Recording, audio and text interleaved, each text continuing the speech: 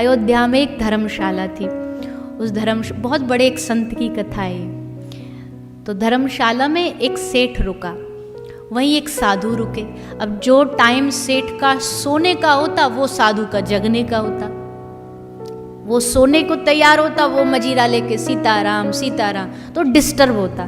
तो सेठ जाके लड़ पड़ा साधु से, क्या सीताराम सीताराम, भगवान क्या क्या ये नाम लेना, ये थोड़ी ना आके कुछ खिला जाएगा, कर्म तो खुद को करने पड़ते हैं। साधु ने हंस के कहा, अगर वो खिलाने पर आए तो मार मार के भी खिला सकता है। सेठ ने कहा, मैं नहीं मानता कि वो खिलाए, अगर मैं खाना ही नहीं चाहूं तो वो कैसे खिला देगा। सेठ संत ने कहा, खिलाएगा, मुझे भरोसा है उस पे। साधु ने कहा, ठीक है, तो एक चैलेंज, कल शाम होने तक अगर तुम्हारे भगवान ने आके मुझे मुंह में अन्न का दाना खिलवा दिया किसी के भी माध्यम से, तो मैं मान जाऊंगा कोई है भगवान, नहीं तो अगर हार गए तो मजीरा लेकर के सरयू नदी में बहा देना, कोई राम राम नहीं बोलना कल के बाद। साधु ने कहा, चैलेंज एक्सेप्टेड। अब चला गया। अब साधु ने जब तो राम नाम के भरोसे एक्सेप्ट कर लिया, भगवान से कह रहे, प्रभु इज्जत रखना, कुछ भी हो जाए इस बेचारे का कल्याण करना। तो वो गया घर। उसने सोचा, अच्छा घर जाऊंगा तो फैमिली फोर्स करेगी, खा लो कुछ खा लो, बाहर कहीं भी मार्केट में रहूंगा तो भी रिस्क है कि खाना कहीं जबरदस्ती खाना। उसने सोचा, अकेला जाता हूँ जहाँ कोई ना हो, जंगल में कोई होगा ही नहीं तो फोर्स करेगा नहीं खाने को, तो मैं चैलेंज जीत जाऊंगा। तो जंगल में चला गया। जंगल में पेड़ पे जाके ऊपर बैठ गया कि यहाँ कोई नहीं होगा, शाम तक यहीं रहूंगा, शाम होने के बाद ही उतरूंगा। वहां बैठा। इतने में सामने से कुछ पुराने समय में व्यापारी इधर से उधर ट्रांसफर होते रहते थे, तो व्यापारी जा रहे थे, खाना लाए, भूख लगी थी, उसी पेड़ के नीचे उन्होंने खाना खोला अपना और बैठ के खाने को तैयारी हुए थे। तभी उनको जोर जोर से घोड़ों की आवाज आई, तो वो समझ गए कुछ डाकू आ रहे हैं, डाकुओं का कोई ग्रुप आ रहा है लूटने। तो वहीं खाना छोड़ के वो भागे। वो भाग गए, सब चोर आए। चोरों ने आके देखा खाना सजा हुआ है, सब खाने को तैयार हुए। तभी उनका जो हेड था वो बोला, रुको, हमको दाल में कुछ काला लग रहा है, इस खाने में कुछ गड़बड़ हो सकती है, हो सकता है इस खाने में जहर हो, और हो सकता है जहर मिलाने वाला भी यही हो, ढूंढो उसे, और मिल जाए तो मार देना गोली सीधा। अब जैसे गोली का नाम सुना तो वहां ऊपर पत्ते में थोड़ा हिला, डर के मारे हिला, तो एक बोला, सरदार मिल गया मिल गया मिल गया। बोले नीचे आ, बोले मैं नहीं, गोली मारो, बोले आता हूं आता हूं आता हूं। नीचे उतरा, बोले ये खाना तुम्हारा? बोले नहीं। इसमें तुमने जहर मिलाया? बोले नहीं नहीं, अभी अभी आए थे व्यापारी, वो छोड़ के चले गए। एक ने कहा, सरदार कुछ गड़बड़ है, रिस्क नहीं लेना चाहिए, इसको खिला के ट्राई करके देखो, अगर मरा तो मतलब। बोले उठा खा। बोले मैं नहीं खाऊंगा। बोले खाना पड़ेगा, नहीं तो गोली खा। उसने सोचा गोली से अच्छा तो खाना ही है, और उसने मुंह में डाला और आंख में आंसू। वहां से बच के आया तो सीधा साधु के पास और आके चरणों में गिर गया। वाह, मान गए तुम्हारी सरकार को, वो खिलाने पर आए तो मार मार के भी खिलाएगा और तुम्हें खाना पड़ेगा। और वो आगे चल के एक बहुत बड़े संत बने जिनका नाम था मलूकदास। बहुत बड़े संत हुए। अजगर करे न चाकरी, पंछी करे न काम, दास मलूका कह गए सबके दाता राम। मलूकदास जी बन गए। ये उनके जीवन की कथा है। कैसे वो प्रभु क्या नहीं कर सकता। हाँ, ये बात उन तक तो अच्छी है कि कर्म करोगे तो ही फल मिलेगा, ये बहुत लॉजिकल बात है, हम मना नहीं कर रहे, पर इससे अगला स्टेप भी है।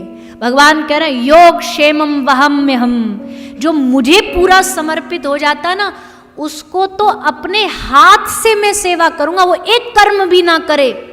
माधव दास जी का मल तक धोया है भगवान ने, जगन्नाथ भगवान ने। जगन्नाथ भगवान 15 दिन बीमार पड़ते हैं, पता है सबको। रथ यात्रा से 15 दिन पहले जगन्नाथ भगवान बीमार हो जाते हैं। पर उसकी स्टोरी क्या है? माधव दास जी एक साधु रहते थे जगन्नाथपुरी में। माधव दास जी का शरीर एकदम, एक बार इतना रोग हो गया उनको, लूज मोशन, वहीं मल त्यागते, कोई नहीं था उनका।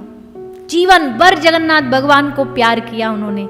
अब उनकी सेवा करने जगन्नाथ भगवान आए। मल के कपड़े धोते थे, मूत्र के कपड़े धोते थे माधव दास जी, हाथ से सफाई करते थे भगवान जगन्नाथ। फिर देखा कि अब मेरे भक्त को इतना दुख, कहा एक काम कर, भाग्य प्रारब्ध मिटाना नहीं चाहिए कभी भी, क्योंकि मिटेगा तो फिर उसके लिए अगला जन्म लेना पड़ेगा। भगवान ने कहा मिटाना नहीं, पर मैं ट्रांसफर कर सकता हूं, तो तेरा जो दुख है ना, पीड़ा है, वो तू मुझे रोग दे दे। माधव दास जी का रोग भगवान ने लिया, और तब से हर साल आज भी जगन्नाथ भगवान 15 दिन बीमार पड़ते, वो माधव दास जी का रोग लेना। हाथ से धोया, सफाई करी। योग क्षेमम वहम में हम, डंके की चोट पर भगवान ने भगवत गीता में कहा मैं अपने भक्त का दुख भी हरण कर लेता हूं, पर भक्त हो तो। भैया भक्त और भगवान का संबंध बड़ा निराला है, बड़ा अलग है। एक तरफ कह रहे भगवान समोहम सर्वभूतेषु, मैं सबके लिए बराबर हूं, पर अगर महाभारत की कथा देखो तो समझ आता भगवान सबके लिए बराबर नहीं है। भगवान भेदभाव करते हैं, 100% करते हैं। अपने जनों के लिए वो भेदभाव करता है। कहा बोल दे, युधिष्ठिर को कहा बोल दे अश्वत्थामा मारा गया। प्रभु कैसे बोल दूं? बोले सच्ची तो है, नाम है उसका अश्वत्थामा, बोल, मैं हूं ना तेरे साथ। बोला। दुर्वासा ऋषि आए हैं। दुर्वासा ऋषि ने आके कहा भोजन चाहिए। क्या खिलाए द्रौपदी? एक अक्षय पात्र था, जो जब तक द्रौपदी न खाए तब तक तो उसमें अक्षय रहता था, पर द्रौपदी ने खा लिया, धो के रख दिया। अगर अब भोजन नहीं मिलेगा, दुर्वासा ऋषि पांडवों को मिटा डालते।